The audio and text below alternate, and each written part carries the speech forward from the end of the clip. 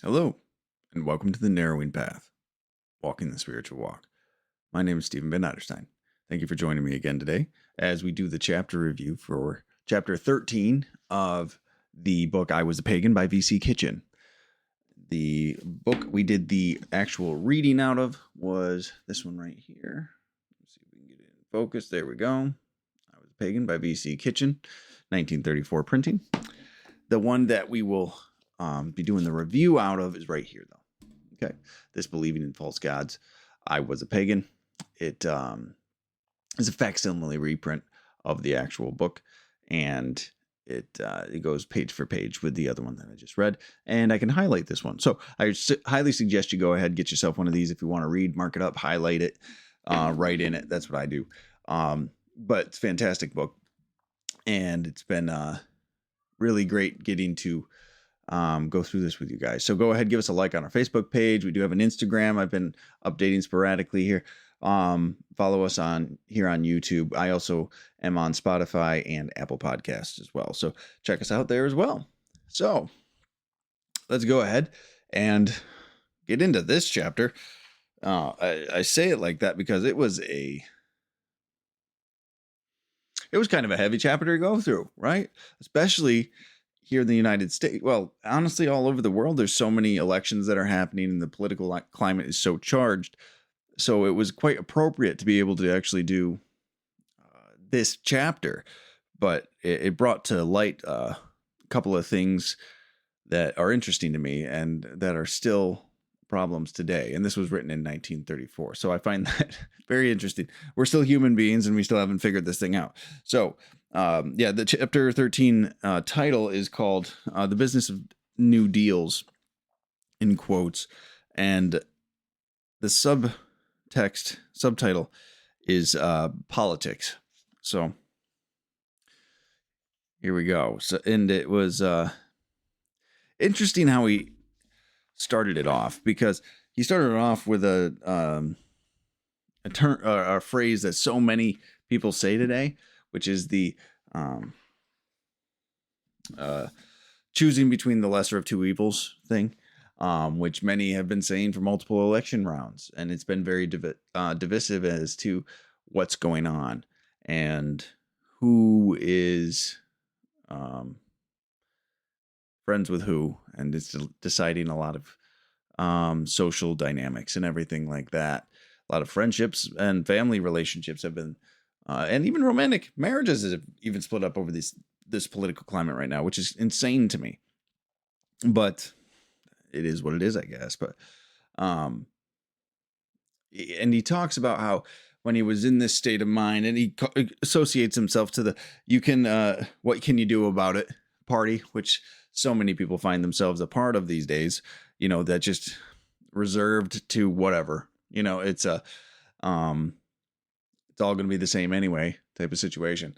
And when we take a look at that, or when we have that mindset, right, he talks about how we go into it with like a complete loss of faith in the system. And this is just in the first paragraph, this is all coming from there.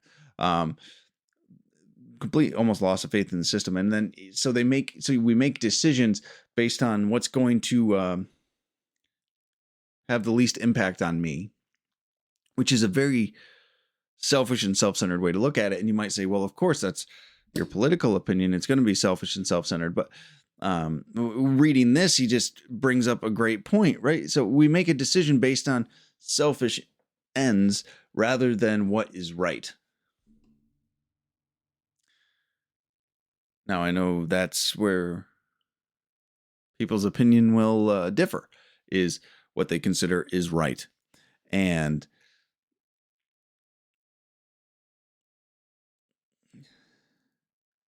it just creates such a toxic environment because it's still selfish. The way many people are thinking about it, when you go into it with this hopeless mindset or this self-serving mindset, right? And you're not trying to be objective and make good decisions about what's actually going on and trying to be involved in a larger picture. You're just like, hey, me. There's a big problem with that, right? You're making very selfish decisions in a very large picture. And The thing is, though, that this isn't new. I laugh during the reading video. When I go through to do these reviews, I watch the episode before to get the reading, and I follow along and I do the highlighting and the note taking and everything then, because it helps me to hear it and then be following along. Whatever, I have my own process, but but I laughed during the reading video because what happens is he just gives a story that illustrates how, like, when cavemen were voting for something, and he was in the Paleolithic party or something like that, and how it's always been this way, how it's always been this promise of all of these amazing things and these grandiose ideas, and life's going to change for everybody and it's going to be better for everybody, and everyone's doing it, and then whoever wins doesn't follow through anyway. Like, this is not a new thing. This is how politics works. This is why people are so disillusioned by politics. This is why people do think it's the lesser of two evils, right? Because that's what we've been given for so long, and that's how it's been running for so long. And what's interesting is he's giving us some context to say, hey,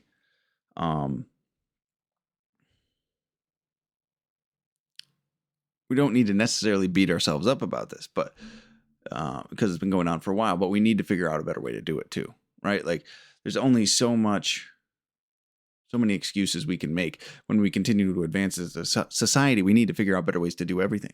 And there's been some evolution in the political systems, of course. And I am not a politician or someone that is well versed on all of the political aspect of living yet, or the political world, better way to say it. But I like the perspective he brings into this, that these are not new problems, and we're in the constant pursuit of resolving this stuff, right? And but what's interesting is he goes on and where did he say it?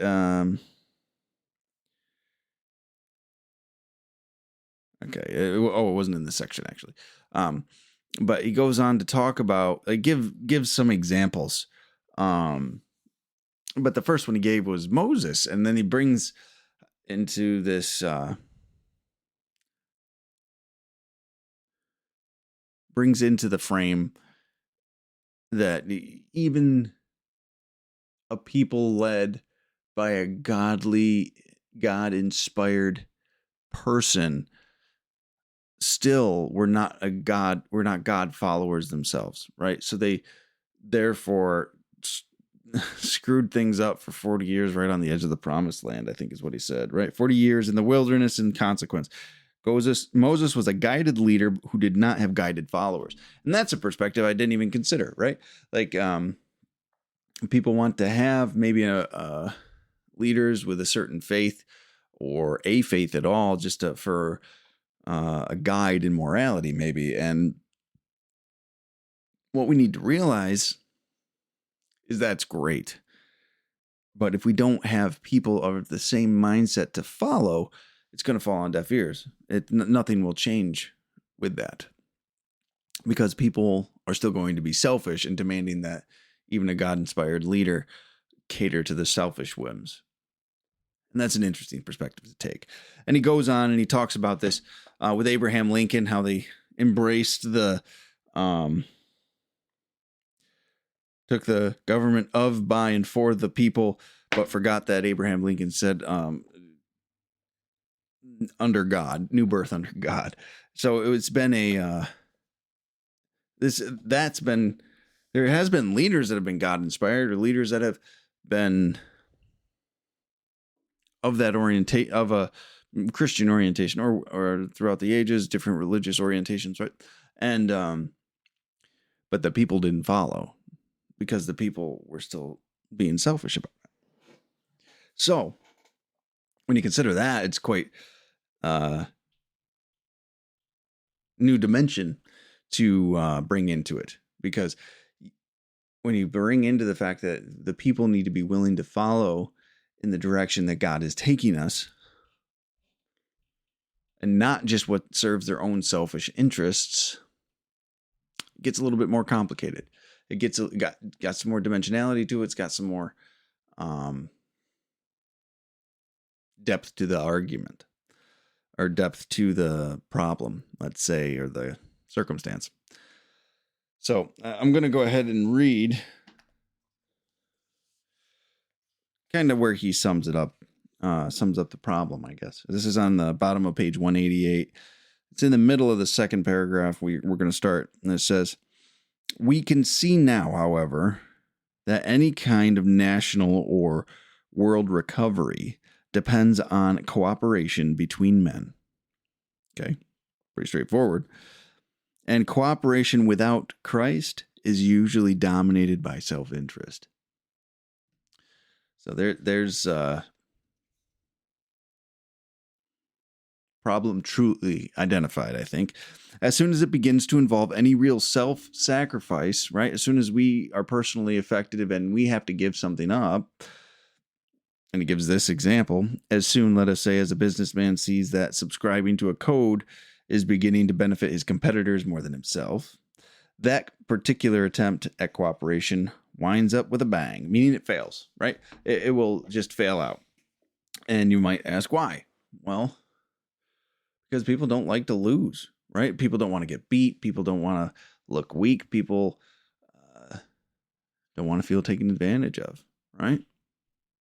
He explains it here. This is a couple pages down. Human beings then revert inact to the self-seeking they never cease to have at heart, right? So the cooperation externally is a forced cooperation for one reason or another.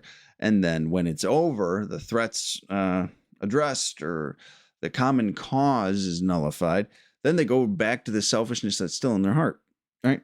They throw aside the voluntary cooperation, which was only a short-lived form of enlightened self-interest. They throw aside the nationalism, which was only thinly veiled self-protection. They throw away the ineffective dictator who ruled them. And they find, as a man surrendered to God could have told them in the beginning, that there is no whole-souled and lasting cooperation except in the spirit and love of Jesus Christ. So everything that brings a group of people together that is solely to serve their own self-interest will only be temporary. It will always dissipate. And the only way to truly make progress is to be in the service of something much greater than just individual problem. There's been a lot of things throughout history. The World War specifically is what's coming to mind. Also in the U.S. 9/11, that sense of nationalism really came about. But if you look now, it's almost completely gone in a lot of ways, right? So the issue arises, we rally behind it, and I like that in their own thinly veiled self-protection, right? And not in the justice in the or self-protection in the guise of justice, and then move forward. And then when it's justice is served and mission accomplished, then everyone just goes back to selfishly serving themselves, right? Not really caring about progress, not really caring about forward motion in a lot of ways, and not following through on trying to grow as individuals or as a nation, right? Not just to dominate others, but to grow spiritually together in that sense, which is quite a task, I understand, but I do think it's possible. So,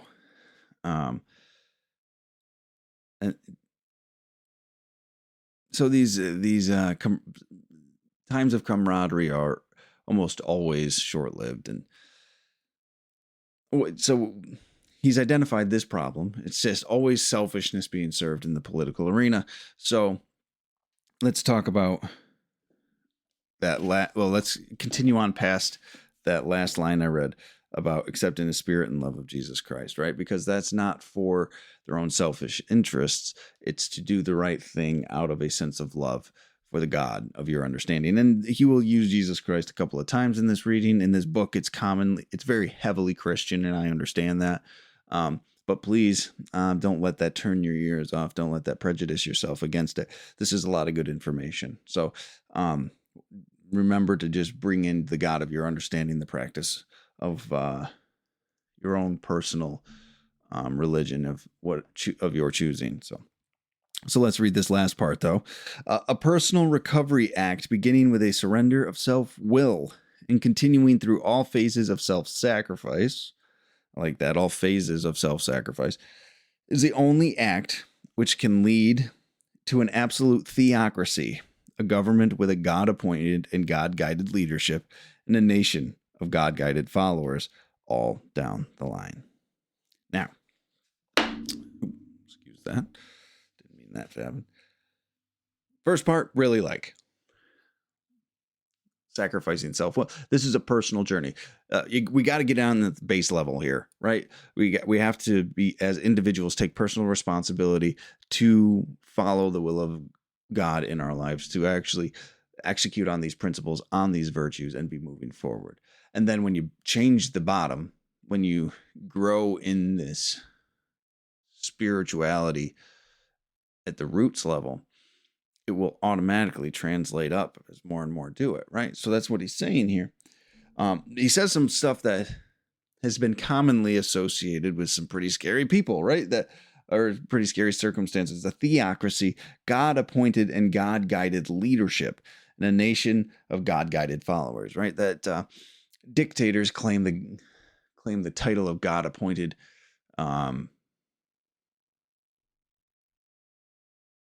throughout history regularly. And those dictatorships can be horrific. So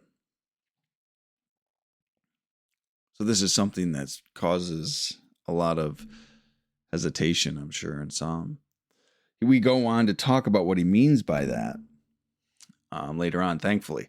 But I wanted to stop and acknowledge how that actually sounds, right? Because it's the self-appointed dictators will use that claim. I'm God-appointed. I'm here as in the God sent me here. And that can be quite intimidating. But thankfully or not even intimidating, that can cause some apprehension with what he's going to be talking about going forward.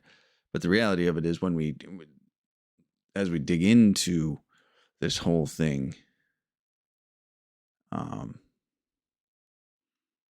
get some clarity around what that actually means. It's not, hey, I'm going to say God appointed me to do it, so I'm going to go do it. That self-will run riot. That's a lot of self-absorption, right? But so we'll get into it. But I did like the surrender of self-will on an individual level, right? And I love that he's talking about this in 1934. This is what definitely needs to happen here today in today's society. People need to sacrifice their self-will to continue to move forward in a healthy way. Everybody, not just leaders too, right? And that looks like living by a principled life, living by a virtuous life as well. So there's a lot of great stuff there, but yeah, definitely wanted to address the verbiage there. So,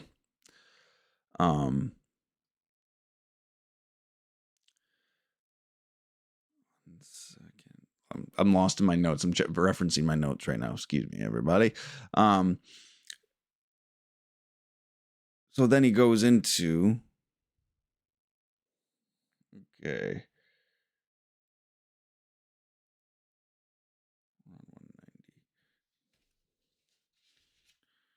Oh, okay. Hold on a second. So, and also you have to believe, or you have to have some consideration for, that's why I got lost in my notes. I forgot to turn the page. Never forget to turn the page, guys. Anyway, that you have to have this spiritual experience yourself, and then you have to make the determination, and if you can actually receive guidance in some way from that God of your understanding. Because some people truly do. Many people truly do. Doesn't necessarily come as a booming voice, but mere suggestion. And then there's other people that give pause to those who say they do and don't believe it's possible, right? So he's speaking about theocracy and everything going forward with the belief and structure to say, hey, this is there is a way for us to actually grow and build and receive instruction from the God of our understanding. So and he brings this theocracy in, and then he gives an example of why he thinks it would work, right? This isn't just unfounded necessarily. And the reason he believes it would work is his experience with the Oxford group, right? And the Oxford group has a very particular way of governing themselves and deciding what steps to take, where to move forward to, things like that. So he gives a little bit of an overview of the Oxford group here that I'm going to read. It's on page 192. And how in this part, it jumps in with talking about how even the membership of the Oxford group is made up. So those who are leading Christ-centered lives, asking God to make them absolutely honest, absolutely loving, absolutely pure, and absolutely unselfish, 4 absolutes of the Oxford group. Those who are living as life changers under God's control are members, whether they know it or not, right? Like, to be a member of the Oxford group, you have to practice those absolutes to actually have a willingness to sacrifice your self-will and follow God's will by living a certain way of life, right? So there's a lot of people that can be members of the Oxford group without having to make any declaration. It's to be a member of the Oxford group means to just follow that way of life. Know it or not. And those who are not those who do not lead that kind of life are not members, no matter how loudly they may claim to be, right? So I think that's quite interesting, right? Like, so to actually give that give that set of requirements to be a part of the Oxford group and actually partake in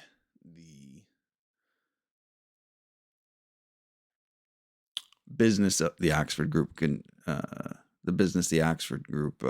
executes or partakes in, right? That's what you got to do. You got to live by the 4 absolutes and be willing to serve God's will. And so to be a part of the Oxford group, you have to submit yourself to the 4 absolutes and certain lifestyle, meaning like prayer, meditation, and following God's will in your life. So given that is the makeup of it, he goes in to talk about how they have no permanent leaders anymore, right? They don't have any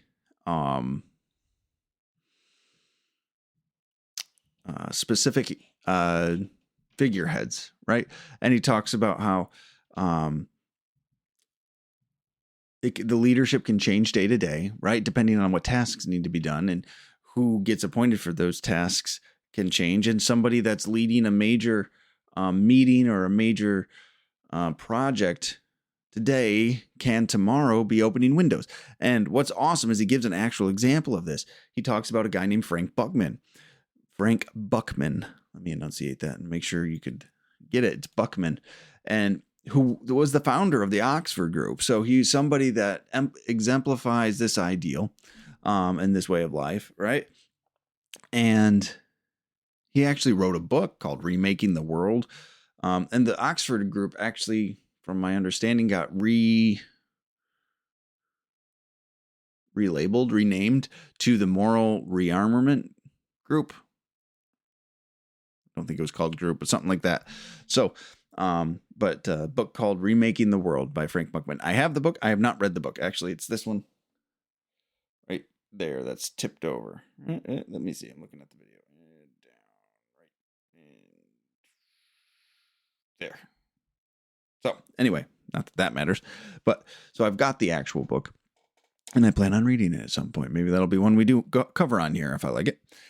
But so he can be somebody that's opening windows the next day, right? And he has been that person. I think that's an amazing thing to keep in mind. Like one person elected, like it has that spirit of rotation and that they talk about in 12-step groups, the rotation of service, things like that. But also in our American government, there's supposed to be that spirit of rotation too. Though there's not as much as some would prefer, there it still is, which is, I believe, a healthy thing to have. And I like also how he he talked about here, how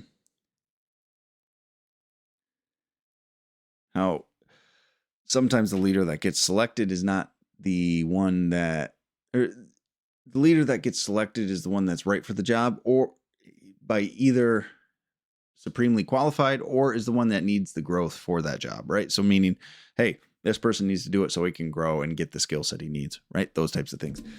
So it's interesting that it can be one or the other. And I actually really like that. And it's very service oriented, growth, building up people and involvement of people too, right? Everyone has their role he talks about in here. So I think that's an important thing to actually remember too.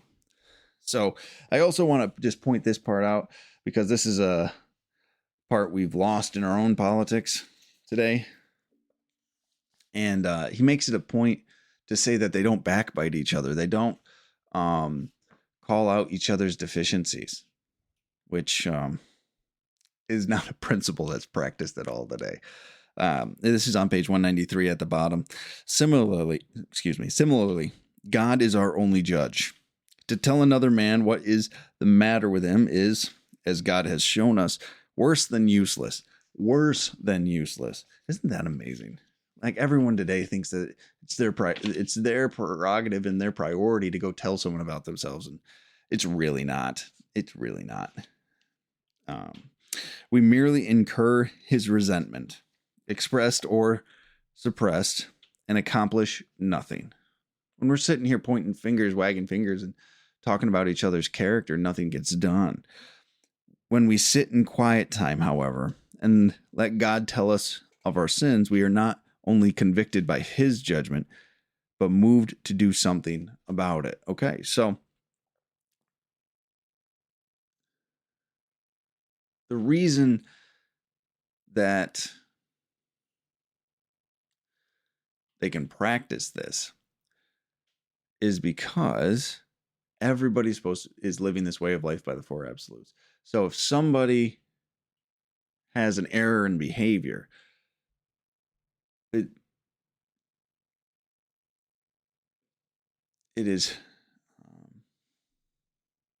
will hopefully be brought to their attention during their prayer and meditation time, and be brought to the surface. Either way, it's not our business, but hopefully they see that. Should it be something they need to see? So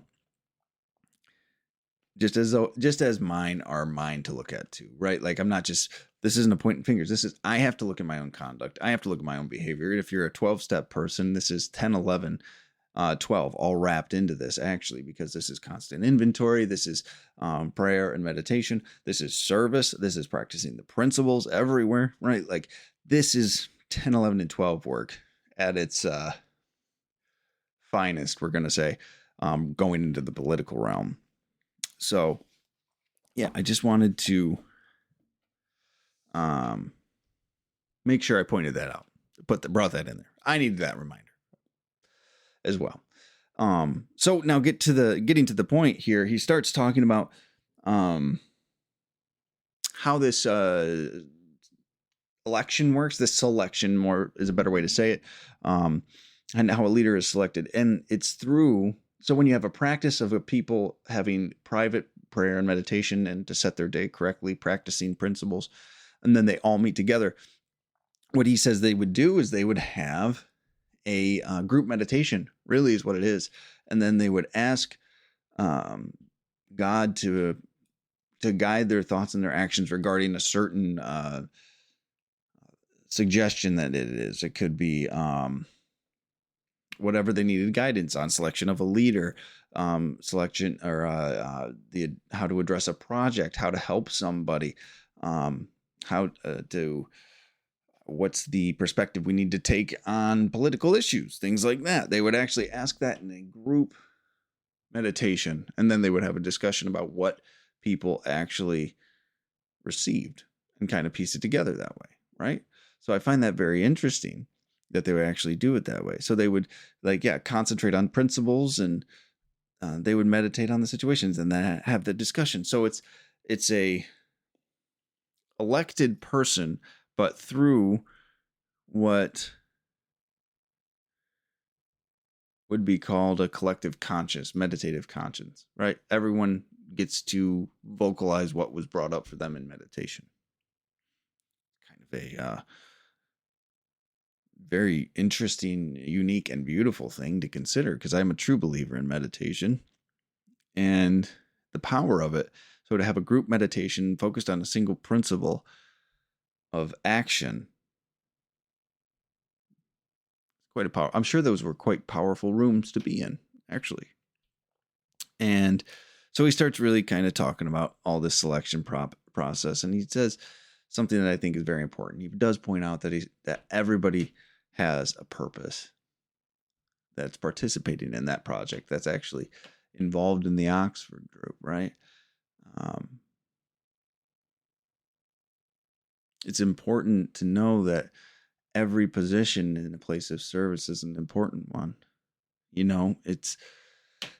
That's something that's talked about a lot in the 12-step world, but also in the mental health world, and also just in the character building, life coaching world, is to be of service, to help something be built and grow. And that can be as small as just opening a gas station door for somebody, right? That could be as small as just shooting someone a text to say, hey, I'm thinking about you. Hope you're doing well. All right. Like with no expectation of a return text, right? Just to let someone know they're being thought of, and thought of fondly and in a positive way.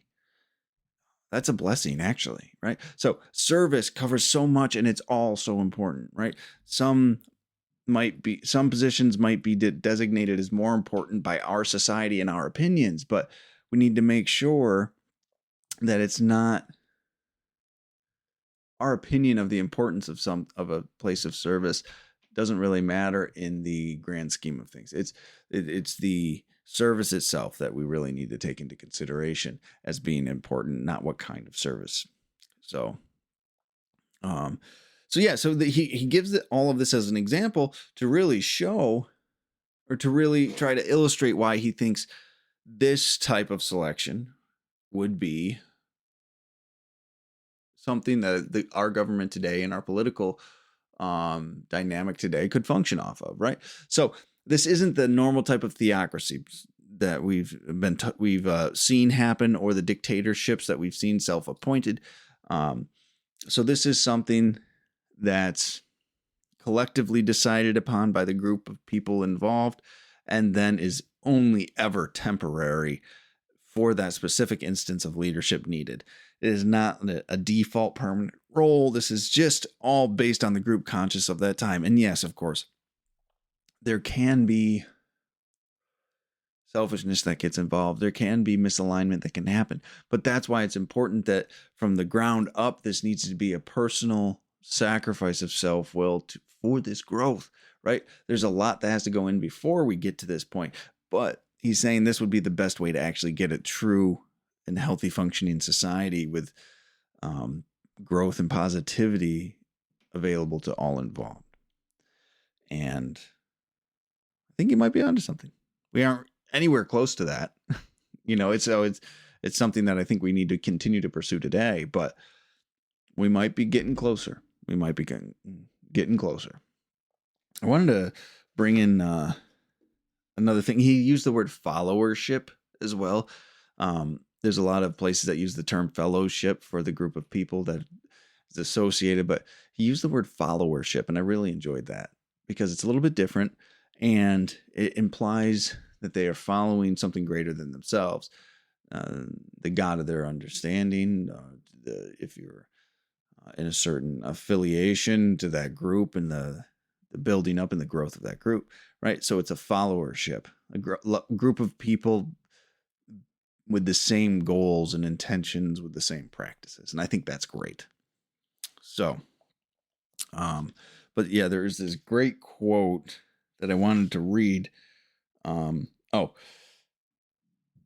When they, and I wanted to mention it because it's, so many people try to scare someone into changing, or people try to scare themselves into changing, right? Oh man, this might happen. This might happen. This might happen. And I know in the rooms of 12-step, everyone says you can't scare an alcoholic. You can't scare a drug addict, right? But even people without those specific problems, you can't scare somebody really into doing anything. You might get them to have a temporary period of abstinence from a behavior, but the sense of change really has to come from within, right? And most of our unhealthy behaviors are fueled by selfishness and fear, primarily self-centered fear, right? And it's interesting because he brings up the point, like, we can't scare people into changing into this.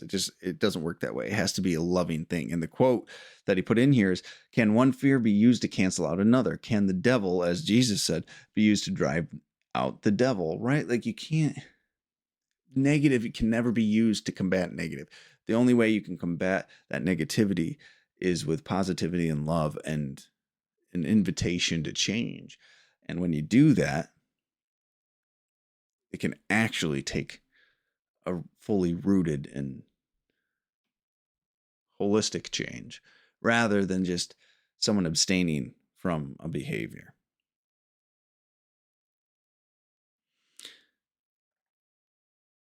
So it's just something to keep in mind.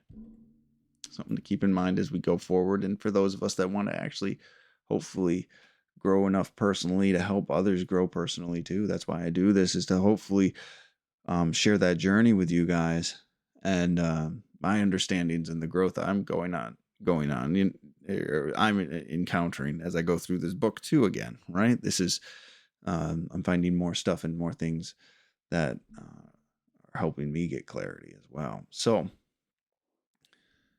it's definitely something to remember as we're trying to affect change in this world.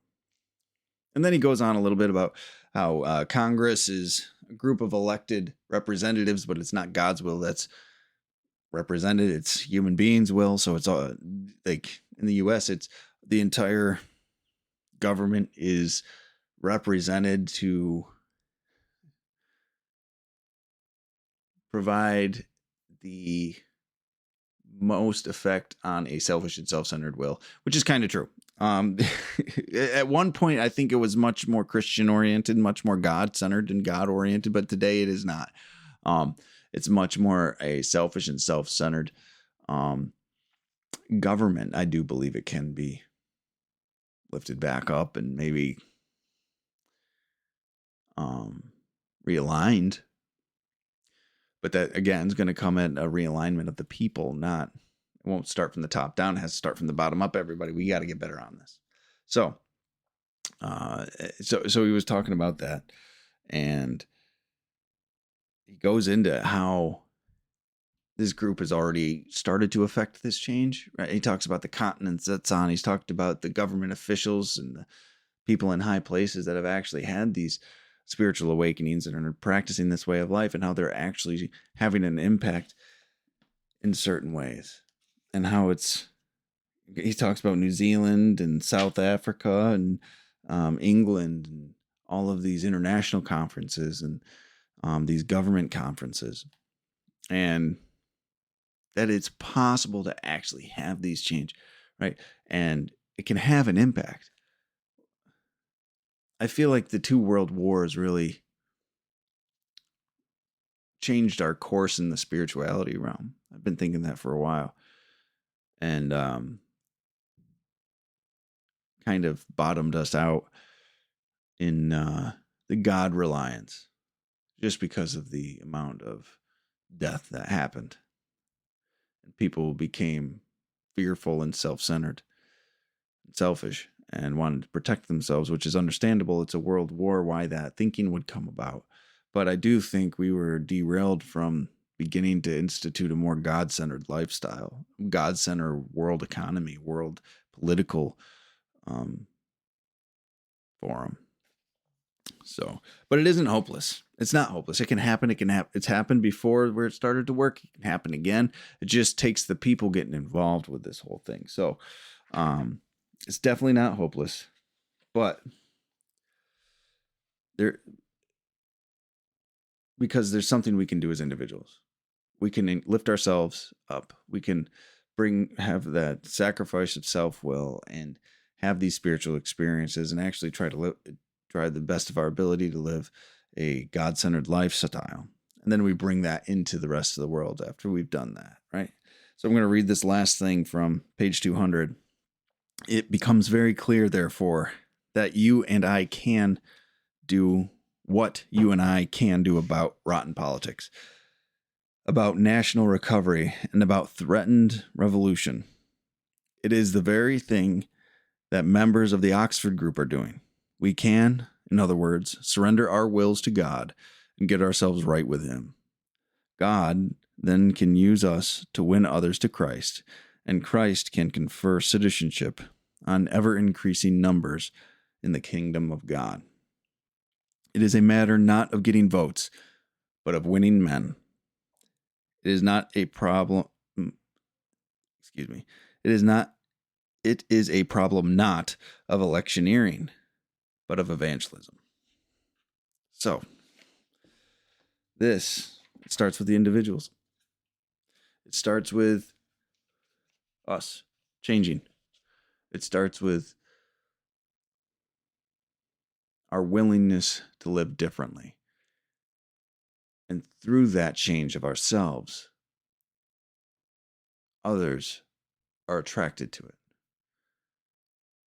And we bring others into it. And eventually, the world starts to change. We change ourselves, we change our families, we change our households, we change our communities. We change our cities, our states, our government, our areas, whatever it is you're a part of. But it starts individually every single time, right? And so that's what we can do to help affect this change. So, all right, well, there we go. That's my review of that chapter. There's a lot in there, and it's just such a politically charged environment right now. I hope you guys found that beneficial.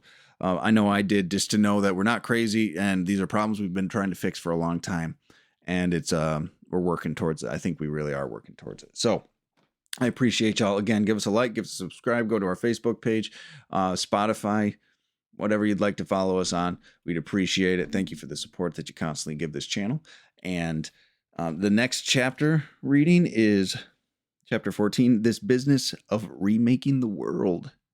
Sociology. Ooh, I am very interested to do that one. Excited about that. So yeah, there we go. Appreciate y'all. And until next time, thanks.